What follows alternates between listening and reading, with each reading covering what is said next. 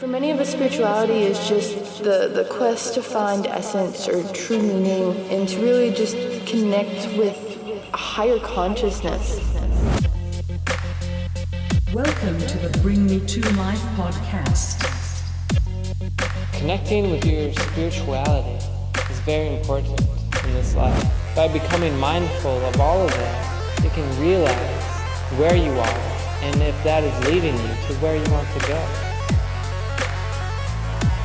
Listen to the little simple things, because it's those little simple things that are going to shift you vibrationally in such a way that will prepare you to become very intuitively minded and ready to step forward on the next part of your path. I hope you can feel the love that's inside you, that's inside me, that connects us.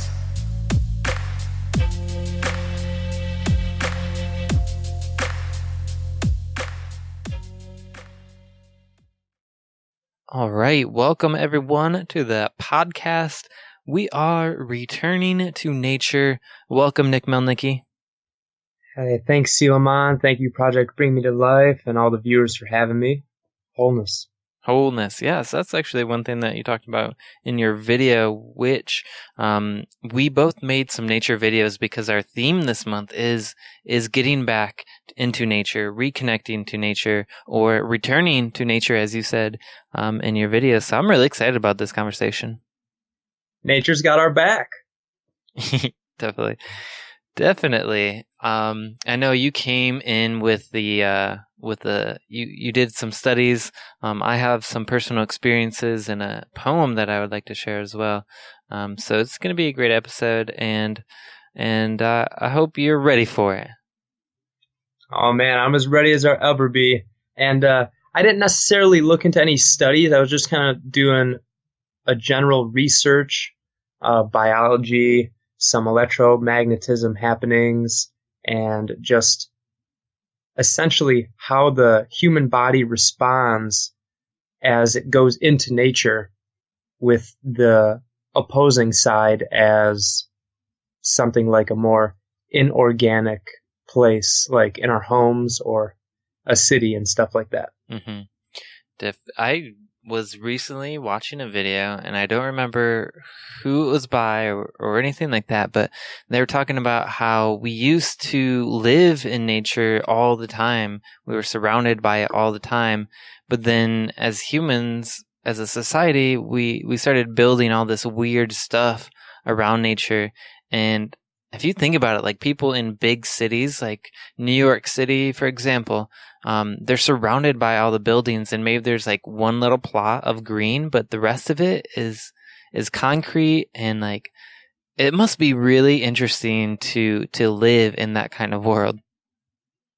Yeah, I think so. And you know, as the species evolved, the desires and needs for their goals changed, and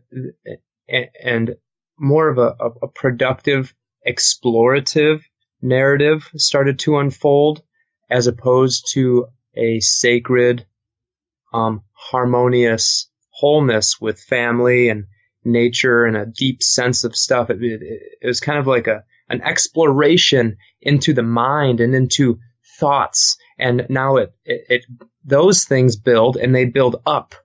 So like went outward and up. So just touching on something that you said in your video that we will potentially view later on in this episode. You were talking about our mutual friend Ashton, Spaceship Earth, and how he said something along the lines of, we are of nature, we're from nature. So with that being said, everything that we produce is natural. And I think that's a wonderful, balanced way to look at humans without judgment, because all those inorganic things that were created, whether the material was synthesized or the material was taken/gifted from nature, all that stuff that's there, it does serve its purpose. Now, it may hinder other things for sure, but I just like to view things in that way, and it seems like it'll open our minds. And, you know, those things are there, and we don't have to go there necessarily. Yeah. It is an interesting concept to think about what we produce is natural. But I think there is a difference between that and what was here before our society evolved. Just like mother nature, trees and birds and things like that. I think there's just something about it. And like you had mentioned in your video, you said that it's more ancient than the mind. And that really kind of stuck out to me, because if you go far back to the beginning of the planet, like, we didn't have, I don't think, consciousness of ourselves.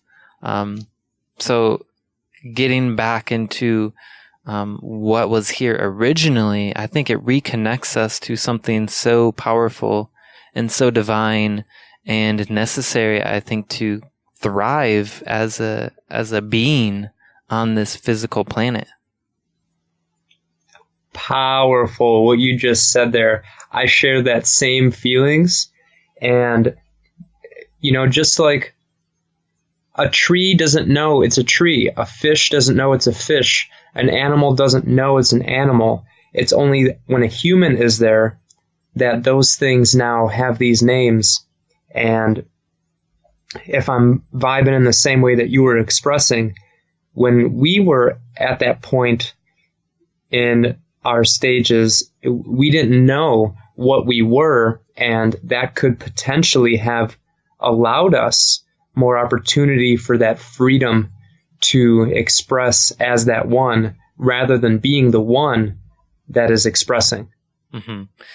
I almost think it's a form of like a Pandora box where, you get to explore consciousness and existence, but there also comes with it like a lot of stress and anxiety and things that animals don't have to worry about. Totally Pandora's box, man. I didn't even think about that, and I'm actually super stoked for this connection here, because this is unfolding in a way that I didn't even consider. This is great. Yeah, I think it is like that, Yeah, because the more we align with something and we wish to grow in that direction, we also have to deepen in that direction. And this all comes with growing up and living and things like that. And it does open up Pandora's box. There are obstacles ahead. There is potential stress ahead. There is also potential unsafety or damage or trauma or all of these things in front of that diving deeper. So Pandora's box is a great analogy, I think. Yeah. Before that box was opened, I have a sense that maybe we were more connected to our bodies because we didn't have wandering thoughts. So if the only thing we have is like our bodies back then, like we should have been super tuned to them.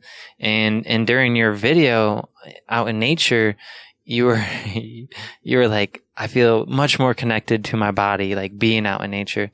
And I think that's one thing that we often miss out on because of the consciousness that we have, and because we can think about other stuff beyond our bodies. And, I think it's great to get back to your body, to just be mindful of your body. And one thing that nature is great with is becoming more mindful of that. Yeah, more mindful of that.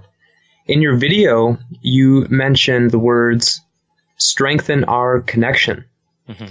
And that we, to access the benefits of nature, we don't have to do anything. It's not like a certain button to be pushed or a certain technique to be used, or you have to be at a certain level of peace before you enter nature or you'll be rejected. It's not like that at all. It's such a high level technology, nature. Mm-hmm. Efficient, balanced, foundational, already residing in wholeness. And if I may, I would love to, since you brought up thoughts and connecting to our bodies, I'd like to bring up something that came through me over the past recent times, and it's served me well to place awareness on the thoughts and the mind and observing that whole process. And so I notice when I'm thinking, I'm not really breathing too much. And I also noticed that when I'm actively breathing, to do that effectively, I can't really have too much thought happening. And I made a connection within myself as I was thinking about relationships and relationships in general, not just between men and women or anything like that, but relationship with air and how we use air and our breath. And a synonym or a metaphor for air is also thought.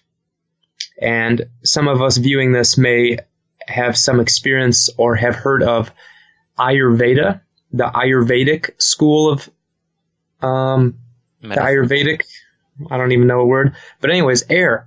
So I'm noticing that whenever thoughts come up, I don't have to categorize them or debase myself or think I'm unfocused. All I have to do is notice that there's thoughts there and then return to my desired relationship with air. So what that means to me is taking a deep centered breath and using my belly as the tool as opposed to a sucking in maneuver, and using my physical body to actually bring that air in instead of having my mental body play with the air. You know, sometimes it's cool to play, but there's a time and a place for that. So overall, we want our bodies to be tuned and connected in with this high-level technology that we see nature as, and we can use our breathing to consolidate our energy and store our energy for more effective usage. So when you said that ancient technology is like in terms of nature, it came to mind like if you go way back to the ancient cultures, Mesopotamia, Egypt, they had technology that we can't even fathom right now. They built those pyramids. Still to this day, nobody knows how they were able to do that. We can't even do it with what we have right now. In Mesopotamia, they were super connected to spirituality, to the stars. They made things that we don't even understand yet. So I'm wondering, was this technology that they were using, was it some kind of ancient connection to nature that we somehow evolved out of because of our material world? Wow. That could go so many ways, I think. And where I would like to start with that is just, let's all take a moment to share a breath in honor of our roots, in honor of our ancestors. And because truthfully, I don't have the answer to those contemplations, but I feel that we can all use those questions that you've just posed as contemplations. And I feel that this activity, this technique of contemplating these things will grant us the sight and the type of mind and the type of embodiment and the vibration to perceive through the eyes of those that once were. And potentially we may not grasp it in our minds, but we may be able to feel some type of resonance. We may be able to feel some type of, you could just even say wholeness, where, such as what I stated in my video, is that our body has its own intelligence. And it's not necessarily us, but we can group with it and thus become one and the same. So contemplating these things, I believe we can, over time, essentially become one and the same, and in some way, shape, or form, subtly think or feel as they did in our quote-unquote past, and we can take steps toward the resolution and result and integration of these contemplations, for sure. Yes. So maybe how when we opened Pandora's box, we received thought and the ability to focus that on whatever we wanted, just how that maybe drew us away from the natural world. It can, with these techniques that you were just talking about, it could draw us back into nature. Beautiful. Yes. You think about, how they were connected back then, and you begin to feel it and experience it. I think that's cool. It's like almost like a full circle cycle. And what you were saying in your video as well, you briefly touched upon some Celtic knowledge, some Celtic proverbs about walking it out. Would you care to speak about that now? Definitely. So I received a book called The Mist, and I think his name is Frank McGowan. He's a spiritual author, and he's a Celtic spiritual person. So he talked a lot about the old Celtic spirituality, and they were super connected to nature. Druidry is pretty close to this, I think, and it's all about like your connection to nature. And one thing that they do is they like to go out hill walking, and it's basically like any problem they have, if they have a pain in their body, if they have a traumatic experience, or their family's falling apart, whatever it may be, they take that, they hold it within their mind as they go out and walk in nature. And then they kind of look around in nature. They just get really connected to it, and they look for messages from nature that will help them with their problem.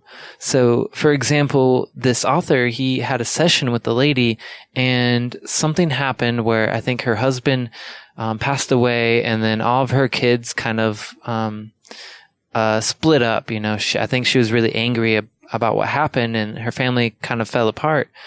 So he took her out into nature, and she held this within her mind, and she went walking, and somehow she just automatically, her attention was drawn to a stick.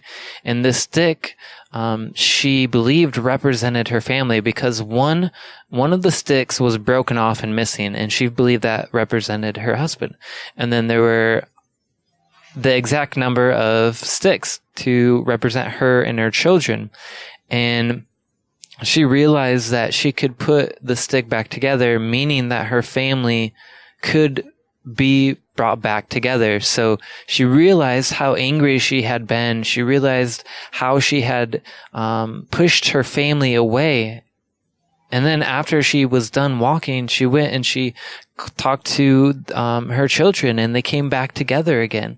So that's one way that the Celtics use nature to heal themselves physically and spiritually.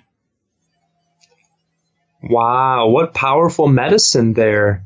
Yeah. And the struggle she must have been feeling inside of herself with all that anger and resentment, and then giving it up to nature, or maybe not even essentially giving it up, but going into nature and seeing the external gateway of that healing and being able to process that in her own way, utilizing the gift of Mama Gaia for that healing and that. Oh, that's just beautiful. Thank you very much for sharing that. Yeah, definitely. And it's like we said in our videos, that you don't even have to do what the Celtic do and hold something in your mind. You could go out and be super distracted, and you would receive a lot of benefit. You had said something about how nature affects your frontal lobe in your brain in your video. Yeah, and this was part of my research and something that I didn't know prior. Well, I did know a little bit about the frontal lobe prior, but not how nature impacts it. But the frontal lobe is essentially the way that our brain can recognize patterns and shapes, and that goes further into our mind body and how we label and identify these patterns and shapes. And just to touch on it very briefly, y'all will be able to view that in the video at whichever point that comes through, that in approximately 3 days of either being in nature for 3 days straight or 3 days plus of consistent nature, the brain will relax in such a way where the frontal lobe is greatly impacted toward not a shutting down, but a relaxation of its forces in such a way where identity isn't there required by that ego to keep going. So a gentle release comes of identity, labels, triggers, trauma, etc., where now this frontal lobe is not running all of its forces, and it begins to have the capacity to be rewritten. And now what is rewriting this brain is not only the vibration nature has, is, and exudes, but also who we are choosing, what we are choosing to be at that time. And through this, you could call it a medicine journey even. A side tangent right here, there are multiple different techniques that exclaim that a stage 3 of some type of healing would be when this new pattern is occurring. Stage 1 would be the admittance of or intention of. Stage 2 would be the test. Do you want to change into this? Are you sure? Stage 3 is the first test drive of that new thing. So in the third day of nature here, let's just all say that we want to be clear and relaxed. This clear and relaxed version of ourself is now being programmed and primed into our frontal lobe so that when we are outside of nature, this chemical computer we're walking in, this meat suit, this hardware, it will now run that program of nature while we're in our home, while we're in the city, while there's that loud person out there, that noise, that uncomfortability. We won't need our comforts. We won't need our safe space anymore because we are the one who's there. Not the one who's angry, not the one who's calm, but we are there, and the frontal lobe will thus then support us in that way. And I think that's just something extraordinary that the body can do something like that and be programmed in that way. Mm-hmm. Absolutely. And sound is it affects us very, very much. There were studies done on the human, not on the human body, but on water specifically. But the human body is mostly water. So when they experimented with the sounds, like nature sounds just created this beautiful structure in the water. And so if you are surrounded by the sounds of nature, not only does it maybe bring more peace to your mind and help your frontal lobe to calm down, it also affects your physical body in a physical way, to our atoms and our muscles. And I can't remember who it was, but I think Joe Dispenza or somebody like that had said 2 hours of nature can help bring down your stress. It can calm your body down. And in your video, you were talking about how this is all free. Like, you don't have to pay for any of this. This is all free. Yeah. And I just want to take a moment to say this one more time. Joe Dispenza. Okay? Look up this man. Look up his research. You literally owe it to yourself. This has been a public service announcement supported and funded by the resources of Joe Dispenza Incorporated. Okay. But now, nature's just free. Yeah. Okay, but also there's an asterisk there. And at the bottom of the page, the disclaimer is you must pay with your time. Yeah. You must invest with your movement. You have to go there. Mm-hmm. You have to sacrifice what you were doing.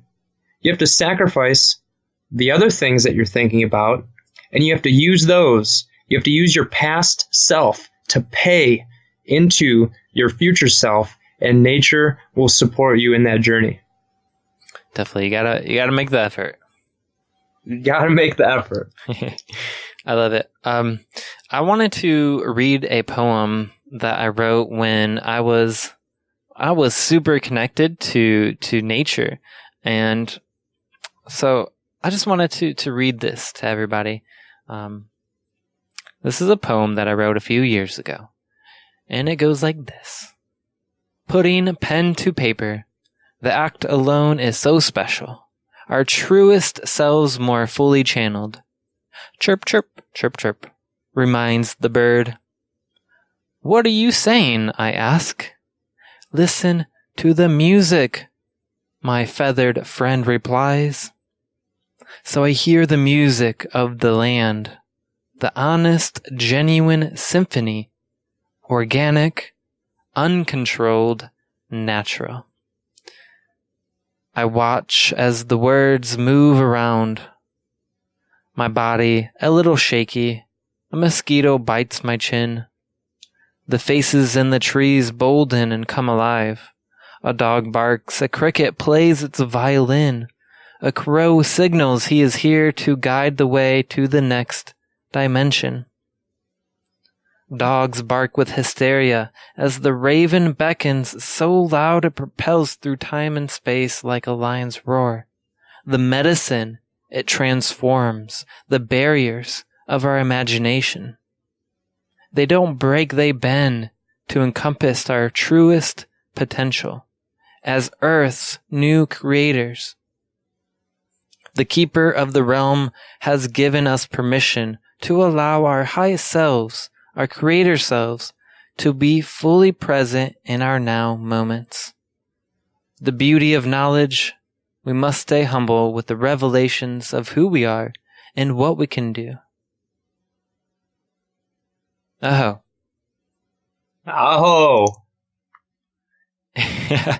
I honestly want you to wake me up every morning and read me that. Wake me up, because I had simultaneous, I don't know if you could hear me in the background. I tried to keep it quiet, but I was laughing so hard at the beginning, and I don't know. I'm just loopy now after listening to that, but that was wonderful. I really appreciate that.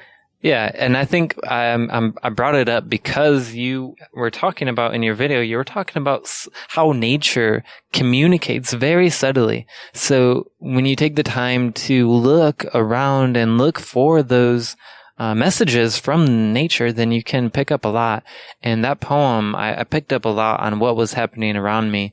And I forgot that mosquitoes were out there biting me on my face, but that's not something I think about now. Yeah. I really loved the wordplay that you used, and how with your words, I wasn't hearing anything of nature because I'm in a house right now, but with your words, I could be right there. Mm-hmm. It was like I was in your body. Each sense was targeted, and it was like I was also experiencing that as you were. That's awesome. Very connected. Yeah, I think I love it. I just love nature. I feel, very connected to that realm and the fairy realm. And, we haven't even talked about fairies at all, but I honestly believe that I have seen a bunch of them here in the woods. And I went down to one of my favorite spots in nature, and I saw, it looked almost like just like a fly, or not a fly, but more like a skinny moth or something, and it flew by me, and I swear I looked and I saw a little naked fairy body, like a little like Tinkerbell flying around me. And I swear that there are little fairies that fly around, and sometimes we don't see them because we don't look. We just assume that they're like a mosquito or a moth or some kind of bug. But I think that the fairies in nature are very connected. Truly. And we recognize those bugs because we were told about these bugs all our life. We weren't told about other things like that all our life, so we don't necessarily pick it up. And even how the human body works, just a little tiny side tangent, how the human body works is if there isn't regular stuff coming in, our eyes won't even perceive it. So like, let's say you were looking for one and I wasn't, and one came through, you may have seen it. I may have been looking in the same place, and it would be invisible to me. Mm-hmm. And the fairy medicine is truly upon us. So there's no doubt that the physical manifestation is out there as well. And if I may lead that into one more part of your video, you actually gave us a bonus video. So maybe we can take a look. Yes. Maybe we can take a look at this bonus video that Selomon was so gracious to capture for us. And this bonus video tells us that we may miss some things that are quite lovely if we don't take the time to look. And as we all know, quote unquote, stop and smell the flowers or stop and smell the roses. Mm-hmm. Yes. There's love and magic happening all around us. And sometimes we just need to stop and look around and see it.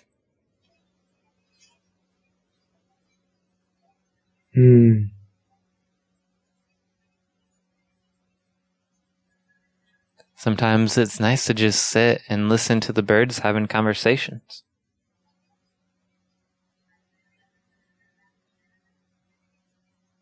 Yeah, true. The birds are nature.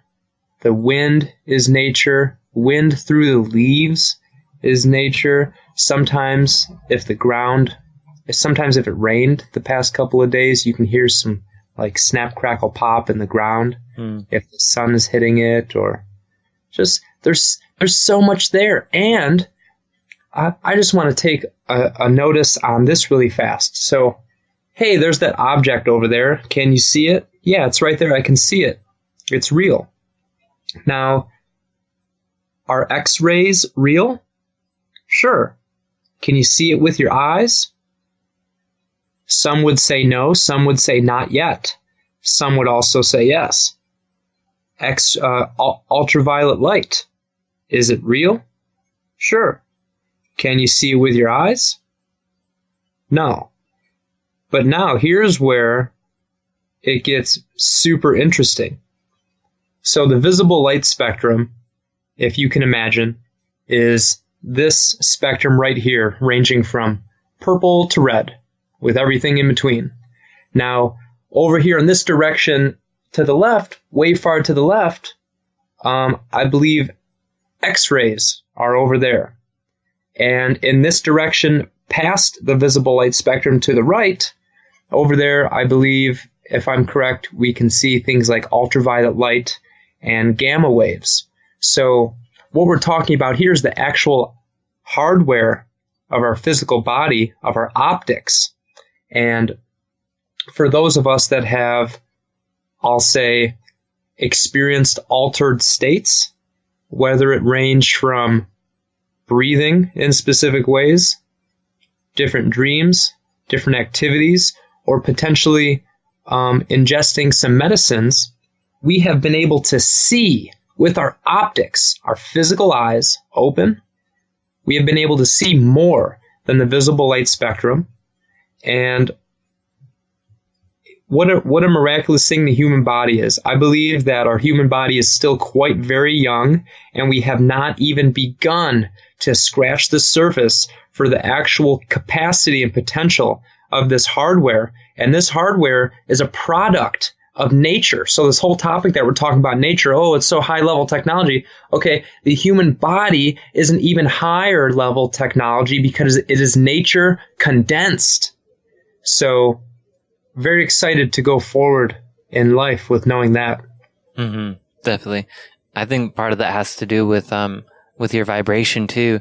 Yes. Because if you have a lower vibration, you can't take in some things that exist on a higher frequency. And this is talked about all over in shows, and even like The Flash, how he talked about there's like different Earths, and because they vibrate at a different level, we can only see the ones that we are vibrating with.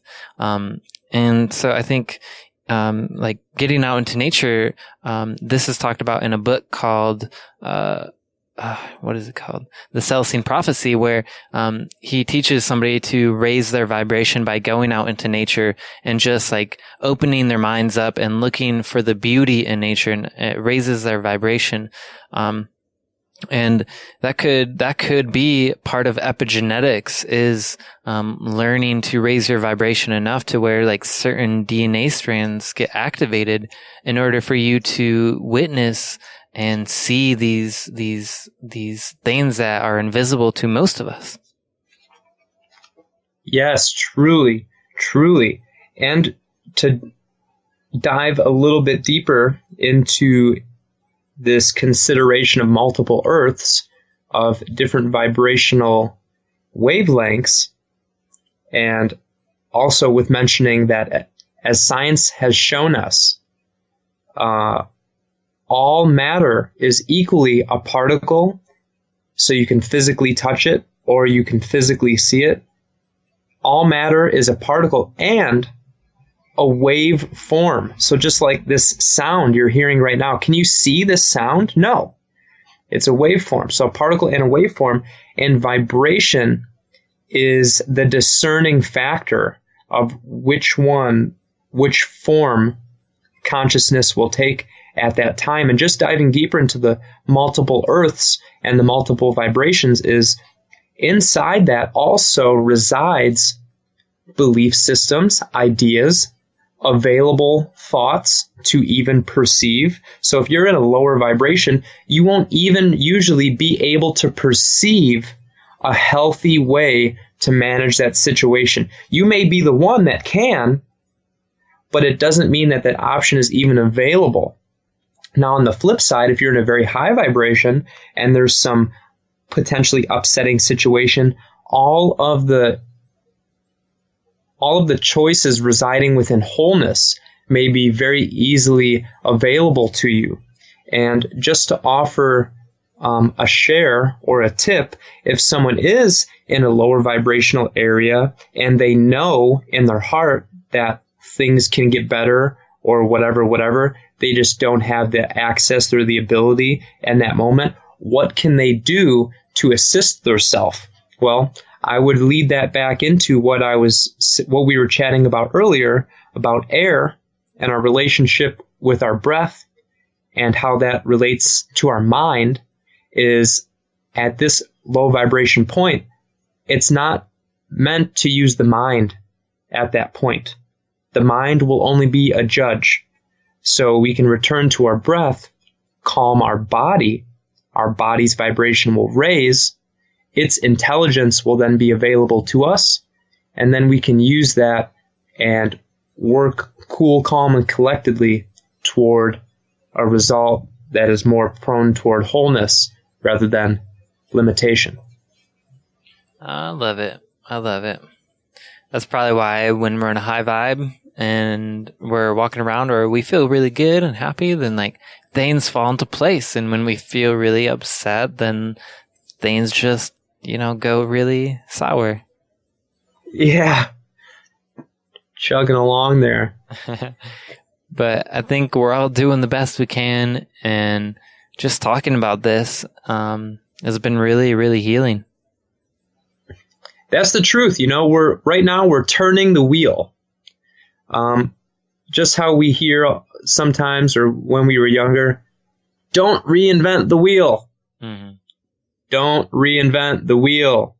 Find a wheel that's inflated to a degree, or find your wheel and inflate it, and do things that turn it. Get with people who are doing that and turn together the great wheel of life and travel. Travel back to yourself. Travel forward where you are. And as we turn this wheel together, we strengthen our connection. Mm-hmm. Yeah. And something that keeps coming up is just one thing that's like super important is our connection to each other. So true. Honesty, vulnerability, transparency. That stuff is difficult. Difficult stuff. Until it's not. It gets to the point where I won't even go there. That's a whole nother video. That's a whole long tangent. Beautiful to connect with others and share and step into our fears. We chatted about this a few weeks ago. Step into our fears and trust that other people actually care about you, that they have your highest intent with them. And even if they don't, they may not even be in a place where they're good inside themselves, but their heart is still good. So maybe we can all meet even at that level. That, hey, I'm not good. Hey, you're not good. Let's chat about it. And then from that, both of the people or all the people raised to a pretty nice level. Or, someone who's at a great level temporarily has more than someone else. So they give their time, their space, their ear to someone who temporarily has less. And that's a miracle. We can share in that abundance. We can share in that wholeness and strengthening our connections with not only others, but with ourselves. Because sometimes we're at a high place, sometimes we're at a low place, whatever. And it helps to dabble into all of those areas. And if I may just say something that I'm guided to, let's all get mentors. Let's all get students. And then we can perpetually be in a learning environment here as it's 2:22 p.m., wherever you are viewing this video, however you are. Taking a breath, all right. Having this circle of life, turning this wheel, and all these connections will just, like you said, my man, fall into our lap. Mm-hmm. I love it. Yes. So I actually am connected. I'm just starting to connect with the coach now. Mm-hmm. I'm excited about it. Heck yeah. Sweet. So we've been talking about these videos for most of this discussion, and I will probably end with those videos. So do you have any other points or any final message you would like to end with? Nothing to say exactly, but I would like to offer and invite us all to share in the deepest breath that we've taken today. So if we would all just finish that breath we have right there, let it all out, push it all out. Bring it all in. Inhale through the belly. Hold it at the top. And it's good. Let it on out there. And let your belly pull in. Use your muscle to pull in and push all the rest of that air out. Hold it there. We don't need nothing. We don't need nothing. We're good right there. And let it come on back in. Receive that air. Thank you all. Wholeness. Great. Well, everybody, thank you for listening. Please, if you enjoyed this discussion and you made it this far, we'd love to know that you did. Leave us a comment if you made it this far. Enjoy these videos, and we'll see you all next time. Have a great day. I'm glad I made it this far.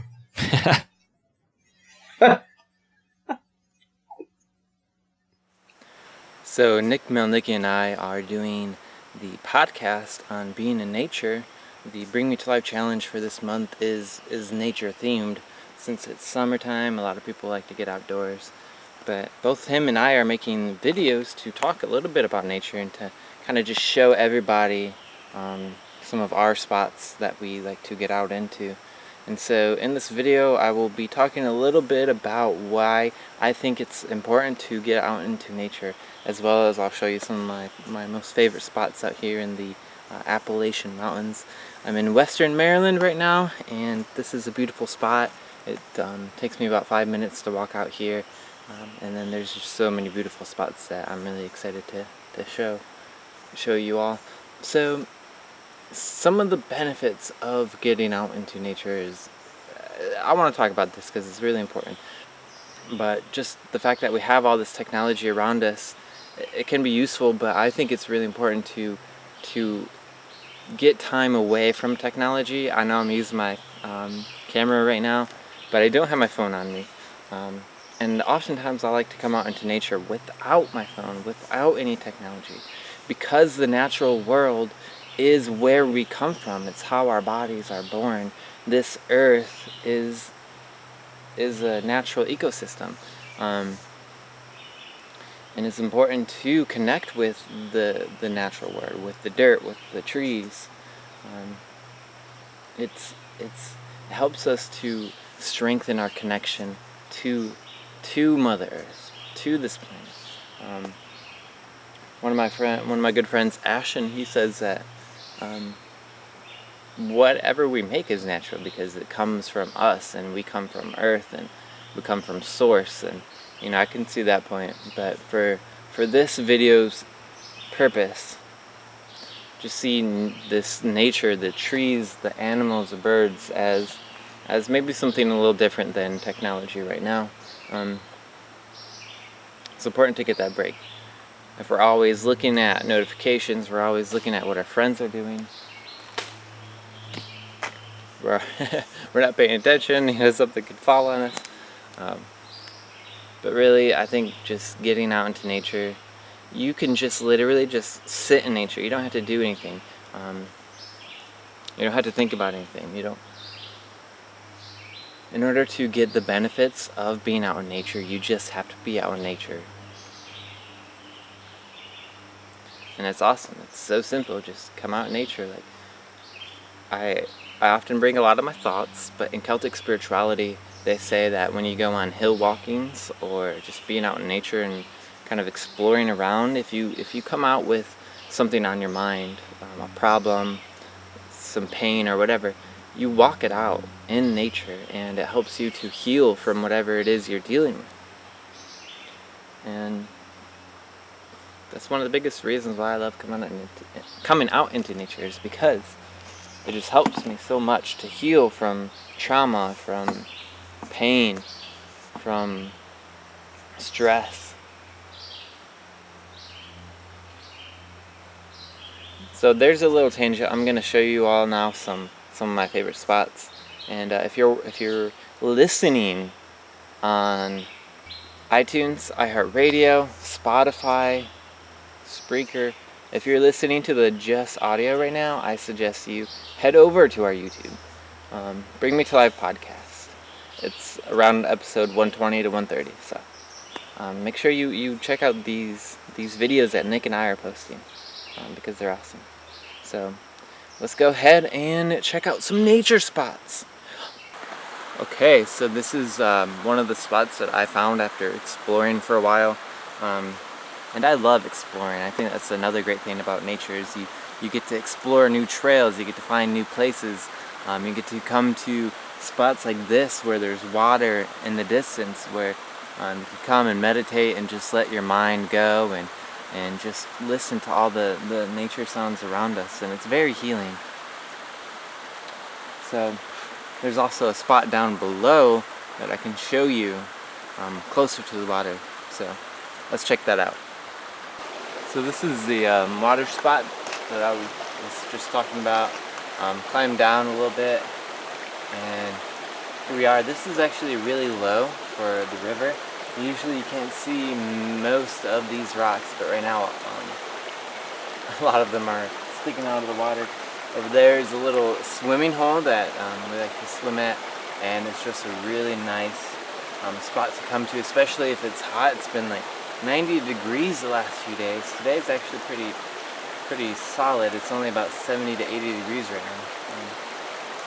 But when it's hot, we like to go over there, do a little swimming, and it's only a few minutes in front of our house. A few minutes walk from the house to here, and it's just really beautiful, really peaceful. I like to come down here and write and meditate. So yeah, those are some of my favorite nature spots. Hope you enjoyed this video, and let's get back to the podcast with Nick Mielnicki and myself. Thanks for watching. So a little bonus video real quick before we get back to the podcast. There's things that if we don't take the time to look, especially in nature, we'll miss out on. So, like something like this here. We would have never seen that unless if we stopped to look. 2 centipedes making love. It happens all around us and we don't even realize it. So, I guess the point is just stop, look around, take the time to notice things in nature. You never know what you're missing out on.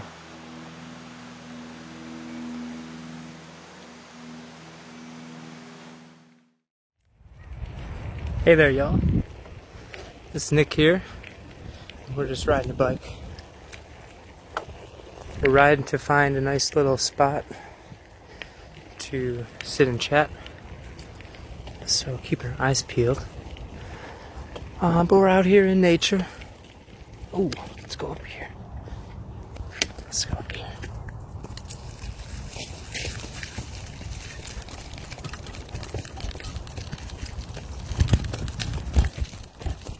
Ooh, it's a bumpy ride.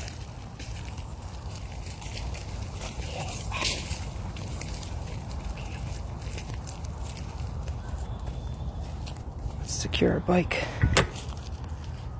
Our friend's bike. He is so graciously allowing us to use.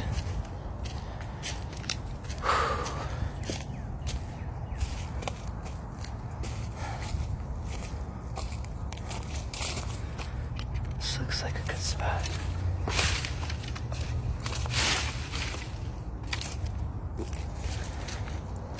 Okay, let's check the tree for any friends. Okay.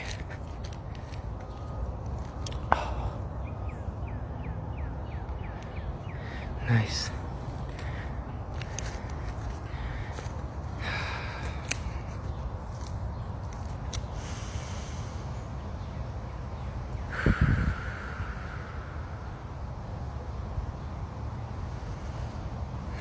Wholeness. Greetings, y'all. Just a little video here about nature in July.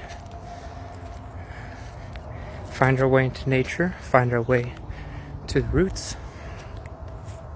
Ooh, I'm a bit tired after this little session. I was doing some research lately because I didn't know actual points to chat about in terms of facts or how nature influences the body per se. I just knew that nature was good. Returns us to a center. Greatly assists us in this overstimulated world.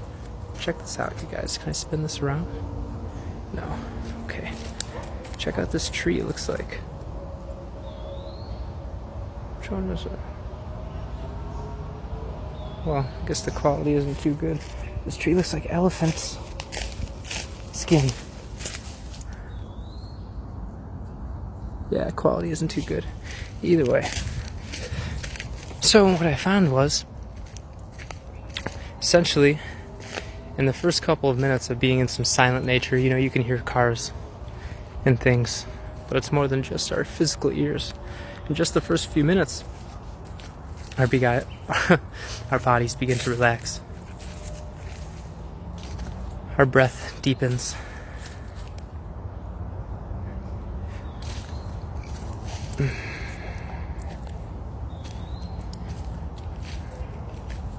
Our mind concentrates a little bit with the breath, our relationship with air. Let's walk over here more. Get that good sun. Our relationship with air. And then between approximately 15 and 20 minutes into the nature, our cortisol levels start to decrease. We begin to switch more fully over to the parasympathetic, relaxing nervous system, as opposed to the very functional and useful sympathetic nervous system that's responsible for a lot of the fight or flight action.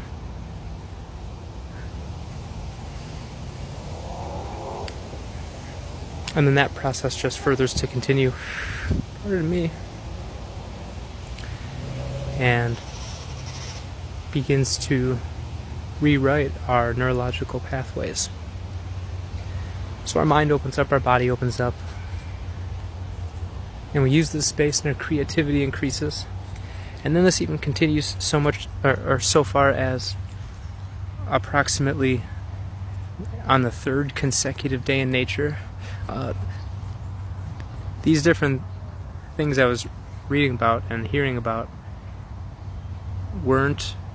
they were more along the lines of you stay 3 days, like going out and camping or staying in nature, a consistent consecutive 3 days, but in approximately 3 days the whole frontal lobe of the brain begins to calm down and relax, and thus rewriting itself and how the neurons communicate and the electrical processing. And this is an interesting topic because the frontal lobe, for those of us who can recollect our childhood or younger days, approximately under 7 years old or so, our frontal lobe in our body wasn't very active, if fully developed anyways. So in approximately 3 days, when the frontal lobe is relaxing, it's not shutting down, it's relaxing, and thus going into rest as opposed to activity. For those of us who know what it's like to be like super active and not resting, we kind of burn out or like get really stressed and more of a tunnel vision, and we don't see clearly. So this frontal lobe gets to relax.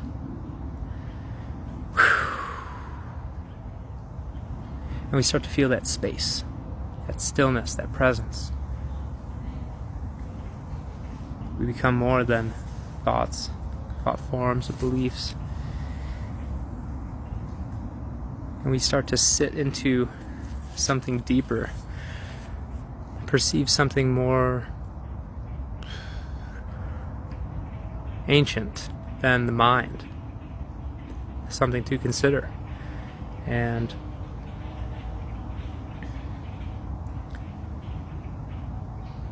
and listen to all the bird conversations. Birds got such interesting things to say. The leaves.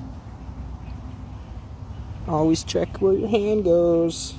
Might get a crawler.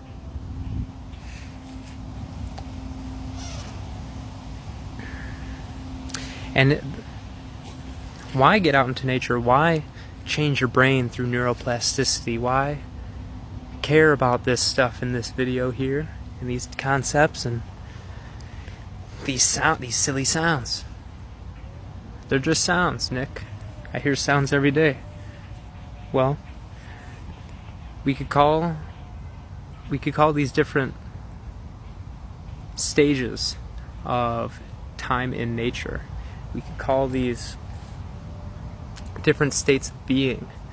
And sure, we've been different age groups, newborn, young child, adolescent. Adolescent is when we start getting our identities, things that we want and desire. And sorry, I'm like dropping the camera. Okay, Let's just hold it steady there, brother.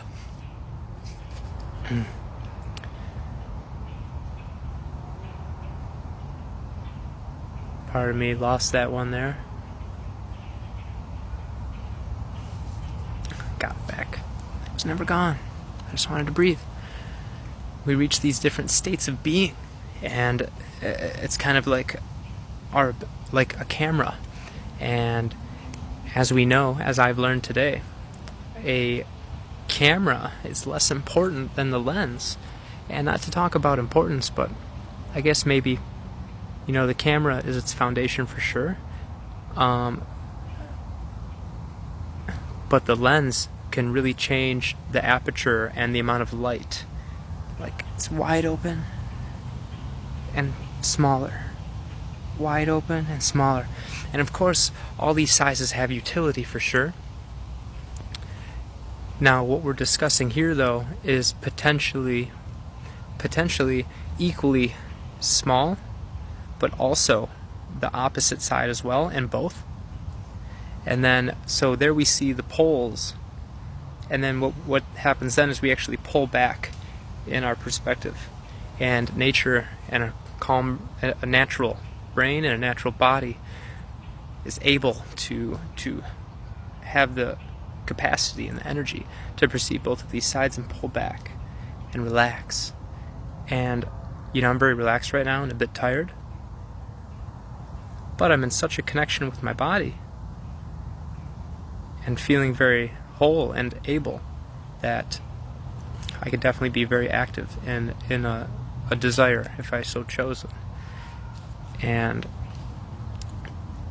why I mention that is when you perceive both the poles and pull back, a gentle intuition comes out, and it's our actual physical body that is emanating this intelligence and relaxing the body and the mind and all of these forces upon awareness, forces upon consciousness that are conscious in their own self, their own intelligence.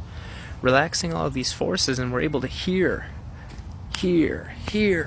more subtle communication, subtle intelligence, subtle language. Something went in there. Okay. And through these subtle states of being that nature offers for free. Look at that. That's free. I'm just going to do that. We calm these forces in ourselves. And we begin to rewrite our brain. This physical body's genetic structure, neuroplasticity, epigenetics, quantum physics, and all of these forces and beyond. Let's make science catch up to us. We don't need to follow things that are already there.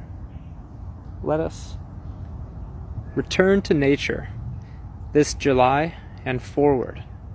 Let us return to nature and return to ourselves. Calm yourself. Calm your perceptions. Master yourself. Master your perceptions. And you shall prosper in all ways.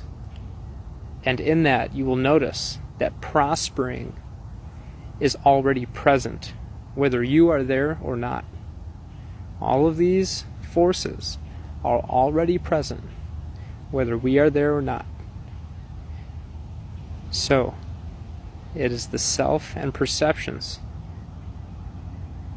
and the revealing of them and the expansion of them beckon us to return to nature, to connect in, to ground, and to listen. Thank you for joining me, and thank you for joining us, wherever this time or space you are on earth and what you call yourself.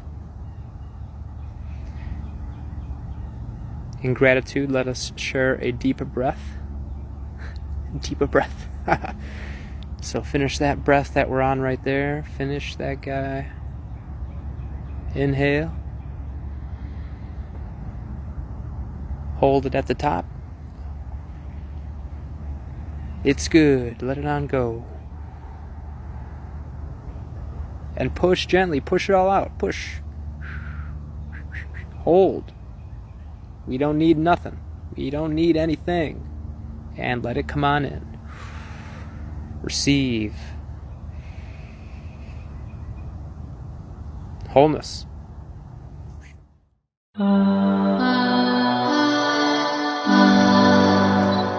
Thanks for shining on with us.